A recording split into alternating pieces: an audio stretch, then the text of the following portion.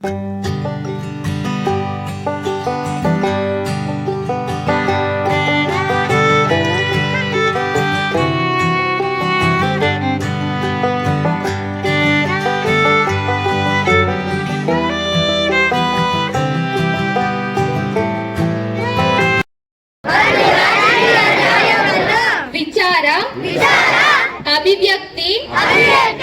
ನಂಬಿಕೆ, ಧರ್ಮ ಮತ್ತು ಉಪಾಸನೆಯ ಸ್ವಾತಂತ್ರ್ಯವನ್ನು, ಸ್ಥಾನಮಾನ ಮತ್ತು ಅವಕಾಶಗಳ ಸಮಾನತೆಯನ್ನು ದೊರೆಯುವಂತೆ ಮಾಡುವುದಕ್ಕಾಗಿ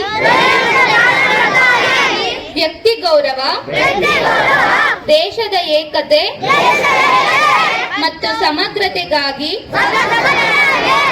ಎಲ್ಲರಲ್ಲಿ ಭ್ರಾತೃತ್ವ ಭಾವನೆಯನ್ನು 77ನೇ ಗಣರಾಜ್ಯೋತ್ಸವದ ಶುಭಾಶಯಗಳನ್ನು ಕೋರ್ತಾ ಈ ಸುಂದರ ಸಂಜೆಯಲ್ಲಿ BR ಅಂಬೇಡ್ಕರ್ ಸರ್ಕಾರಿ ಮೆಟ್ರಿಕ್ ಪೂರ್ವ ಬಾಲಕಿಯರ ವಿದ್ಯಾರ್ಥಿನಿಲಯ 100 ಹಾಸಿಗೆಗಳ ಈ ವಿದ್ಯಾರ್ಥಿನಿಲಯದ ಈ ಒಂದು ಉದ್ಘಾಟನಾ ಸಮಾರಂಭದ ಆಸೆಯಿಂದಾಗಿರ್ತಕ್ಕಂಥ ನಾನು ಬಹಳ ಸರಳವಾಗಿ ಹಿಂದೆ ಮಾಡಬೇಕು ಅಂತ ತೀರ್ಮಾನ ಮಾಡಿದೆ. ಕಾರಣ ಏನಪ್ಪ ಅಂದರೆ ನಾವೆಲ್ಲ ಕೂಡ ಅಂಬೇಡ್ಕರ್ ಎಲ್ಲ ಮಾತಾಡ್ತೀವಿ, ಅವರ ವಿಚಾರಧಾರೆಗಳನ್ನು ಓದ್ತೇವೆ, ಆದರೆ ಯಾರೂ ಕೂಡ ಅದನ್ನು 99% ಜನ ಅದನ್ನು ಪಾಲನೆ ಮಾಡೋದಿಲ್ಲ. ಈ ನಿಟ್ಟಿನಲ್ಲಿ ನಾನು ಕೂಡ ಸರ್ಕಾರಿ ಹಾಸ್ಟೆಲ್ ಓದ್ತಕ್ಕಂಥ ಒಬ್ಬ ವಿದ್ಯಾರ್ಥಿ. ನಾನು ಕೂಡ ಜನರಲ್ ಹಾಸ್ಟೆಲಲ್ಲಿ 77 ಅಂದ್ಕೊಳ್ತೀನಿ, 77ರಿಂದ 89 ತನಕ ಸರ್ಕಾರಿ ಹಾಸ್ಟೆಲಲ್ಲಿ ವಿದ್ಯಾಭ್ಯಾಸ ಮಾಡಿದಂಥ ವಿದ್ಯಾರ್ಥಿ ನಾನು ಕೂಡ. ಅಂದಿನ ದಿನಮಾನಗಳಲ್ಲಿ ನಮಗೆ ಇಷ್ಟು ಸೌಲಭ್ಯ ಇರಲಿಲ್ಲ. ಹಳೇ ಬಾಡಿಗೆ ಕಟ್ಟಡಗಳು. ನನ್ನ ಪ್ರಕಾರ ಅಂದಿನ ದಿನಮಾನಗಳಲ್ಲಿ ಸ್ವಂತ ಕಟ್ಟಡ ಒಂದು ಕೂಡ ಇರಲಿಲ್ಲ.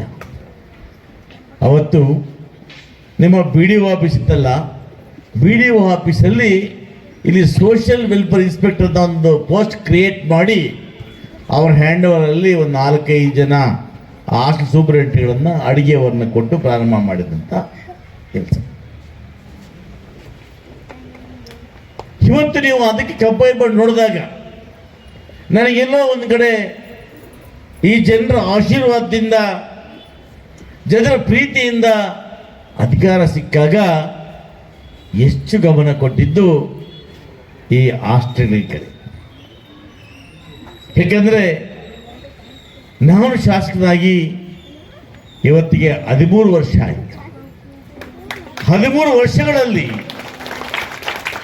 ಕೋಲಾರ ಜಿಲ್ಲೆಯಲ್ಲಿ ಏನಾದರೂ ಕೂಡ ಹೆಚ್ಚಿನ ವಿದ್ಯಾರ್ಥಿಗಳಿದ್ದಾವೆ ಅಂದರೆ ಅದು ಬಹುಶಃ ಬಂಗಾರಪೇಟೆಯಲ್ಲಿ ಅಂತ ನಾನಾದರೂ ಭಾವಿಸ್ತೇನೆ. ನೋಡಿ, ಹೊಸದಾಗಿ ಇವತ್ತು ನಾನು ನಮ್ಮ ಕಿತ್ತೂರಾಣಿ ಒಂದು ಶಾಲೆಯ ಪ್ರಾಂಶುಪಾಲರಾಗಿರ್ತಕ್ಕಂಥ ನಮ್ಮ ಮೇಡಮ್ ಇಲ್ಲ ಸುಮಂತ್ರಲ್ಲ, ನಮ್ಮ ಮೇಡಮ್ ಅವ್ರು ಕಂಡ್ರೆ ನನಗೆ ಭಾಳ ಪ್ರೀತಿ ಗೌರವ. ಬಹುಶಃ ನನಗೆ 12 ವರ್ಷಗಳ ಹಿಂದೆ ಇಲ್ಲಿ ಹಾಸ್ಟೆಲ್ ಓಪನ್ ಆದಾಗ ಬಂದರು ಇಲ್ಲಿಗೆ ಅವರು, ಸುಮನ್ ಮೇಡಮ್ ಅವರು. ಇವತ್ತು ಕೂಡ ಬಂಗಾರಪೇಟೆಯಲ್ಲಿ ನಮಗೆ ಮೊರಾರ್ಜಿ ದೇಸಾಯಿ ಶಾಲೆ, ಕಿತ್ತೂರಾಣಿ ಚೆನ್ನಮ್ಮ ಶಾಲೆ, ದೇವರಾಜ ಅರಸು ಶಾಲೆ, ಆ ಕಾಲೇಜ್ ಮಕ್ಕಳಿಗೆ ದೇಶಹಳ್ಳಿಯಲ್ಲಿ ಜನರಲ್ ಹಾಸ್ಟೆಲು, ಮೈನಾರಿಟಿ ಮಕ್ಕಳಿಗೆ ಹಾಸ್ಟೆಲ್ಲು, ಬಾಲಕಿಯರಿಗೆ ಸುರಕ್ಷಿತವಾದಂತಕ್ಕಂಥ ದೇಶಹಳ್ಳಿಯಲ್ಲಿ ಬ್ಯಾಕ್ವರ್ಡ್ ಕ್ಯಾಸ್ಟ್ ಬಾಲಕಿಯರಿಗೆ ಹಾಸ್ಟೆಲ್ಲು, ಇವರಿಗೆ ಕಾಮಸಮುದ್ರದಲ್ಲಿ ಹಾಸ್ಟೆಲ್ಲು, ಬೂದಿಕೋಟೆಯಲ್ಲಿ ಹಾಸ್ಟೆಲ್ಲು, ಜೊತೆಗೆ ಬಂಗಾರಪೇಟೆ ಈ ಭಾಗದಲ್ಲೂ ಕೂಡ ಹಾಸ್ಟೆಲ್ ನಿರ್ಮಾಣ ಸೌಭಾಗ್ಯ ನಾನು ಸಿಕ್ಕಿದ್ದಕ್ಕೆ ನಾನು ಸರ್ಕಾರಕ್ಕೆ ತಮಗೆ ಧನ್ಯವಾದಗಳನ್ನು ಅರ್ಪಿಸ್ತೇನೆ.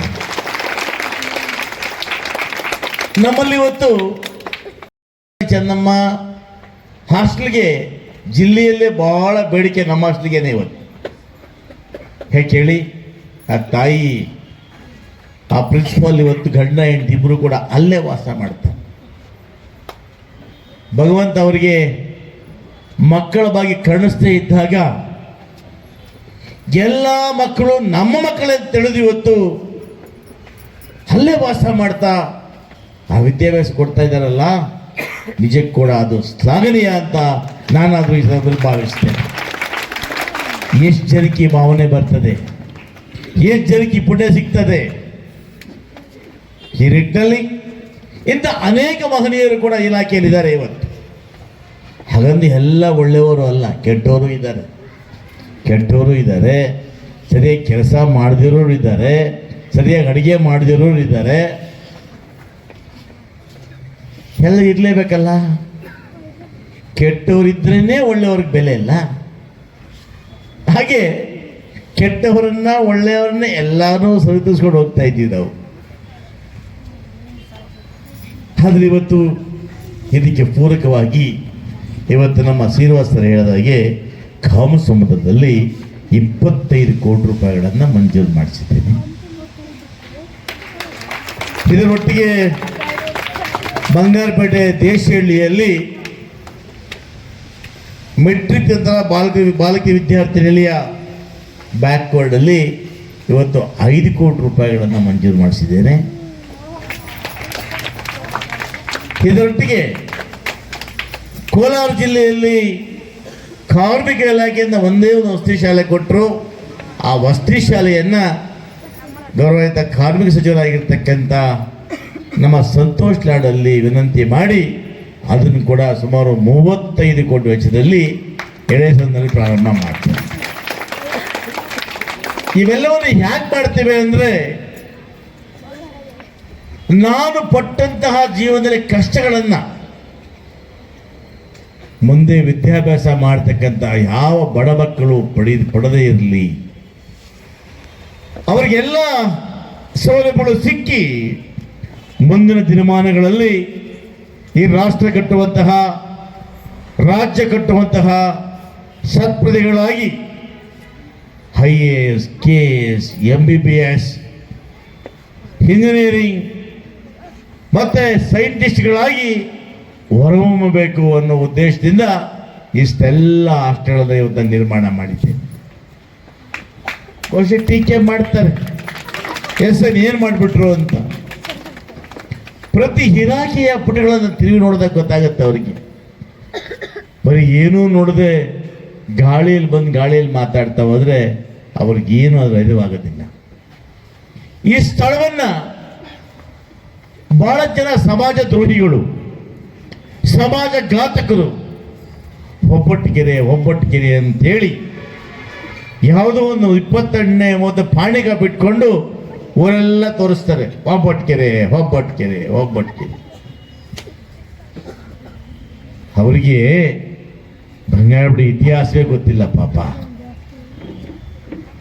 ಇದು ಒಬ್ಬಟ್ಟಿಗೆರೆ ಅಂತಕ್ಕಂಥ ಹಿತ್ತು ಯಾವಾಗ ಸ್ವತಂತ್ರ ಪೂರ್ವದಲ್ಲಿ. ಕ್ರಮೇಣವಾಗಿ ಇದು ಮರಮೋಟ್ಲಿಂದ ಬೋರಿಂಗ್ ಪೇಟೆ ಕನ್ವರ್ಟ್ ಆದಾಗ ಸಹಜವಾಗಿ ಈ ಸ್ಥಳ ಈ ನಗರ ವ್ಯಾಪ್ತಿ ಒಳಗಡೆ ಸೇರಿಕೊಳ್ತದೆ. ಸೇರಿಕೊಂಡಾಗ ಅಂದಿನ ಪುರಸಭೆ ಆಸ್ತಿ ಆಗ್ತದೆ. ಈ ಆಸ್ತಿಗೆ ಒಂದು ಹೆಸರು ಬೇಕಲ್ಲ, ಆ ಗುರುತಿಗೋಸ್ಕರ ಕೊಪ್ಪಟ್ಕೆರೆ ನಿವೇಶನ ಅಂತ ಹೇಳ್ತಕ್ಕಂಥ ಪ್ರಾರಂಭ ಬಂದು 1949ನೇ ಪುರಸಭೆ ದಾಖಲೆಗಳಲ್ಲಿ ಈ ಒಂದು ಸಂಪೂರ್ಣ ಜಾಗ ಇವತ್ತು ಪುರಸಭೆ ಜಾಗ ಅಂತ ಇವತ್ತು ನಂಬೋದಾಗಿದೆ. ಇದನ್ನ ನಾವೊಂದು ಸ್ವಲ್ಪ ಇತಿಹಾಸ ನೋಡಿದಾಗ ಈ ಜಾಗದಲ್ಲಿ ಯಾವ್ಯಾವ ವರ್ಷಗಳಲ್ಲಿ ಇದೆಲ್ಲ ಬಂದವು ಅಂತೇಳಿ ನೋಡೋದಾದ್ರೆ 1969ರಿಂದ 70ನೇ ಸಾಲಿನಲ್ಲಿ ಮೌಲಾನಾ ಆಜಾದ್ ಶಾಲೆ ಅಂತೇಳಿ ಇವತ್ತು ಮಂಜೂರಾಯಿತು. ಅದೇ ಸ್ಥಳದಲ್ಲಿ ಇವತ್ತು ನಾವು ಮೈನಾರಿಟಿ ಹಾಸ್ಟೆಲ್ನ ಕಟ್ಟಿದ್ದೇವೆ. 1978ರಲ್ಲಿ 100ಕ್ಕೆ 50 ಅಡಿಗಳನ್ನ ಕನ್ನಡ ಭವನ ಮಾಡಲಿಕ್ಕೆ ಅಂದಿನ ಅಧ್ಯಕ್ಷರಾಗಿದ್ದ ನಂದಾರ್ ಅವರು ಮಂಜೂರು ಮಾಡಿಸಿದ್ದನ್ನ ಇವತ್ತು ನಾವು ಕನ್ನಡ ಭವನವನ್ನು ಕಾಣ್ಬೋದು. ಅದೇ ರೀತಿಯಾಗಿ ಸಮಾಜ ಕಲ್ಯಾಣ ಇಲಾಖೆಗೆ 1996ರಲ್ಲಿ ಹಸ್ತಾಂತರ ಮಾಡಿದಾಗ ಇವತ್ತು ಈ ಹಾಸ್ಟೆಲ್ ನಿರ್ಮಾಣ ಮಾಡೋದಂಥವೆಲ್ಲ ಕೂಡ ಕನ್ನಡ ಕಾಣ್ಬೋದು. 1999ರಲ್ಲಿ ನಮ್ಮ ಆರ್ಟಿಕಲ್ ಡಿಪಾರ್ಟ್ಮೆಂಟ್ಗೆ ಈ ಸ್ಥಳವನ್ನು ಕೂಡ ಕಾಯ್ದಿರಿಸಿ ಆದೇಶ ಮಾಡಿದ್ದೇವೆ. ಇದಾದ ನಂತರ ನಮಗೆ ಈ ನಮ್ಮ ದಲಿತ ಮುಖಂಡರು, ರೈತ ಮುಖಂಡರು, ಜನ ಹೋರಾಟದ ಫಲವಾಗಿ ನಾನು ಕೂಡ ಇವತ್ತೇ ನಿರ್ಮಾಣ ಆಗ್ತಾ ಇದೆ ಈ ಅಂಬೇಡ್ಕರ್ ಭವನಕ್ಕೆ 1.25 ಎಕರೆಯನ್ನು ಕೂಡ ನಾನು ಮಂಜೂರು ಮಾಡಿಸಿದ್ದೆ. ಎಲ್ಲಿ ಒಬ್ಬಟ್ಟು ಕೆರೆ ಇದೆ, ಯಾವನಿಗೆ ಗಂಧ ಗೊತ್ತಿಲ್ಲ, ಗಾಳಿ ಗೊತ್ತಿಲ್ಲ, ABCD ಗೊತ್ತಿಲ್ಲ, ಪಾಣಿ ತಗೊಳ್ಳೋದು ಇಲ್ಲ ನೋಡಿ, ಒಬ್ಬಟ್ಟು ಕೆರೆ ಅಷ್ಟು ಈ ಶಬ್ದ ಮೂರ್ಖರ ಬುದ್ಧಿ ಹೇಳ್ಬೇಕು ನಾವು. ಅದನ್ನು ಈ ಪತ್ರಿಕೆಯವರು ಅವ್ರು ಹೇಳಿದ ಅರ್ಜೆಂಟು, ಒಬ್ಬಟ್ಟು ಕೆರೆಯಲ್ಲಿ ಹಾಸ್ಟೆಲ್ ನಿರ್ಮಾಣ ಮಾಡಿದ್ದಾರೆ, ಇದರಲ್ಲಿ ಅಕ್ರಮವಾಗಿದೆ ನೀವು ಬರೆಯೋದು. ಅಯ್ಯಮ್ಮ ಆಚಾರ ಆಯ್ತಲ್ಲಪ್ಪ. ಅವ್ರು ಯಾರೋ ಹೇಳ್ತಾರೆ, ಇವ್ರಿಗೆ ಇನ್ನೂ ಮುಂದೆ ಗೊತ್ತಿರಲ್ಲ, ಅವ್ರು ಹೇಳಿದ್ರೆಲ್ಲ ಇವ್ರು ಬರೆಯೋದು. ಅಲ್ಲ ಸ್ವಾಮಿ, 78ನೇ ಇಸ್ವಿಯಲ್ಲಿ ನಾನು ಬಹುಶಃ 10 ವರ್ಷದ ಹುಡುಗ, ಅವಾಗ ಕನ್ನಡ ಸಂಘ ಬಿಲ್ಡಿಂಗ್ ಕೊಟ್ಟಿದ್ದಾರೆ, ಅವತ್ತು ಒಪ್ಪಟ್ಟಿಗೆರೆ ನಾನು. ಇದನ್ನ ನೀವು ಯಾರೇ ಬಂದು ಹೇಳಿದ ತಕ್ಷಣ ನಾನು ಯಾರು ಕೂಡ ವ್ಯಕ್ತಿಗತವಾಗಿ ಯಾರ ಮೇಲೂ ಆಪಾದನೆ ಮಾಡ್ತಾ ಇಲ್ಲ. ಕೆಲವು ಈ ಫೇಸ್ಬುಕ್ಗಳಲ್ಲಿ ಆ ಒಂದು ವ್ಯಾಟ್ಸಪ್ಗಳಲ್ಲಿ ನೋಡಿದೆ ನಾನು, ಯಾರೋ ಪಾಣಿ ತೋರಿಸ್ಬಿಟ್ಟು ನೋಡಿ ಸರ್ವೆ ನಂಬರ್ 28 ಇದು ಒಪ್ಪಟ್ಟಿಗೆರೆ ಅಂತ. ಏನು ಮನೆ ಕಾಯಾಗ ಸರ್ಕಾರ ಅನುದಾನ ಕೊಡಬೇಕಾದ್ರೆ ಕೆರೆಯಲ್ಲಿ ನಿರ್ಮಾಣ ಮಾಡಕ್ಕೆ ಅನುಮತಿ ಕೊಡ್ತಾರ? ಮೈನಾರಿಟಿ ಹಾರ್ಟಿಕಲ್ಚರ್ ಡಿಪಾರ್ಟ್ಮೆಂಟ್, ಪುರಸಭೆ ಭವನ, ಇವತ್ತು ಕನ್ನಡ ಭವನ, ಇದರೊಟ್ಟಿಗೆ ಈ ಒಂದು ಹಿಂದೆ ನಿರ್ಮಾಣ ಮಾಡ್ತಕ್ಕಂಥ ಹಾಸ್ಟೆಲ್ಲು, ಹಾರ್ಟಿಕಲ್ಚರ್ ಆಫೀಸು, ಇವೆಲ್ಲವೂ ಕೂಡ ಆ ಒಬ್ಬಟ್ಟಿಗೆರೆ ಅಂತಕ್ಕಂಥದ್ದು ಆ ಸ್ಥಳದ ನಾಮಾಂಕಿತ. ಸಾಮಾನ್ಯರು ಹೇಳ್ತಾರೆ, ನಾನೇನು ಹೇಳ್ತಾರೆ, ಕುಪ್ಪಲಲ್ಲಿ ನಾರಾಯಣ ಸ್ವಾಮಿ ಅಂತಾರೆ, ಹೌದಲ್ಲ? ಆದರೆ ಈ ಕುಪ್ಪಲಲ್ಲಿ ಇದ್ದೀನ ಹೆಸರು, ಕುಪ್ಪಲಲ್ಲಿ ಇರ್ತಕ್ಕಂಥ ಹೆಸರು, ಹಾಗೇನೆ ಈ ಸ್ಥಳದ ಹೆಸರು ಒಬ್ಬಟ್ಟಿಗೆರೆ. ಯಾವುದೋ ಬಾಣಿಯಲ್ಲಿ ಬರ್ಕೊಂಡು ಮಾತ್ರಕ್ಕೆ ಅದು ನಿಜವಾಗ್ಲೂ ಕೂಡ ಕೆರೆ ಆಗಲಿಕ್ಕೆ ಸಾಧ್ಯ ಇಲ್ಲ. ನೀನು ಯಾಕೆ ತಮ್ಮ ಮಾಹಿತಿಗಾಗಿ ಹೇಳಿದೆ ಅಷ್ಟೇನ. ಇವತ್ತು ಇಂಥ ಸ್ಥಳಗಳಲ್ಲಿ ಇವತ್ತು ನಾವು ಹಾಸ್ಟೆಲ್ ಕಟ್ತಾ ಇದ್ದೇವೆ. ನಾನಿವತ್ತು ನಿಮ್ಮ ಮುಖೇನ ಹಿಂದೆ ಈ ಒಂದು ಅಂಬೇಡ್ಕರ್ ಭವನ ಕಟ್ಟಲಿಕ್ಕೆ 2 ಕೋಟಿ ರೂಪಾಯಿಗಳನ್ನು ಮಂಜೂರು ಮಾಡಿಸಿದ್ದೆ. ಒಂದು ಹಂತಕ್ಕೆ ಬಂದಿತ್ತು, ಯಾಕೋ ಸಮಾಧಾನ ಆಗಲಿಲ್ಲ. ಇನ್ನೂ ಕೂಡ ವಾಚನಾಲಯ ಬೇಕು, ಬರ್ತಕ್ಕಂಥ ಉಳ್ಕೊಳ್ಳಿಕ್ಕೆ ಒಂದು ವೇಳೆ ಯಾರಾದರೂ ಕೂಡ ಬಂಗಾರ ಬೆಟ್ಟವನ್ನು ಬಂದು ಸಮಯ ಆಗೋದ್ರೆ ಅವರಿಗೆ ಲಾಡ್ಜಲ್ಲಿ ಉಳ್ಕೊಳ್ಳಿಕ್ಕೆ ಹಣ ಇರೋದಿಲ್ಲ, ಅಂಥವ್ರು ಉಳ್ಕೊಳ್ಳಿಕ್ಕೆ ವಾಚನಾಲಯ ಬೇಕು. ಒಂದು ಅಂಬೇಡ್ಕರ್ ಅವರ ಒಂದು ಅಧ್ಯಯನ ಮಾಡ್ತಕ್ಕಂಥ ಟ್ಯುಟೋರಿಯಲ್ ಬೇಕು ಅಂತ ಹೇಳಿ ಮತ್ತೆ ಭಾಳ ಹಾಟಕ್ಕೆ ಬಿತ್ತು. ನಮ್ಮ ತಾಲೂಕಿನವರೇ ಆಗಿರ್ತಕ್ಕಂಥ, ನನ್ನ ಪ್ರೀತಿಯ ಸಹೋದರರು ಆಗಿರ್ತಕ್ಕಂಥ, ಈ ಇಲಾಖೆಯ ಆಯುಕ್ತರಾಗಿರ್ತಕ್ಕಂಥ ರಾಕೇಶ್ ಕುಮಾರ್ ಅವರ ಮನವೊಲಿಸಿ, ಮಹದೇವಪ್ಪನ ಮನವೊಲಿಸಿ ವಿಶೇಷ ಪ್ರಕರಣ ಅಂತೇಳಿ ಅಂಬೇಡ್ಕರ್ ಭವನಕ್ಕೆ ಇನ್ನೂ ಹೆಚ್ಚಿಗೆ 3 ಕೋಟಿ ರೂಪಾಯಿಗಳನ್ನು ಮಂಜೂರು ಮಾಡಿಸಿದ್ದೇನೆ. ಇದು ನಮ್ಮ ಜವಾಬ್ದಾರಿ, ಇದು ನಮ್ಮ ಬದ್ಧತೆ. ಬರೀ ಬಾಯಿ ಮಾತಲ್ಲಿ ಹೇಳೋದಲ್ಲ.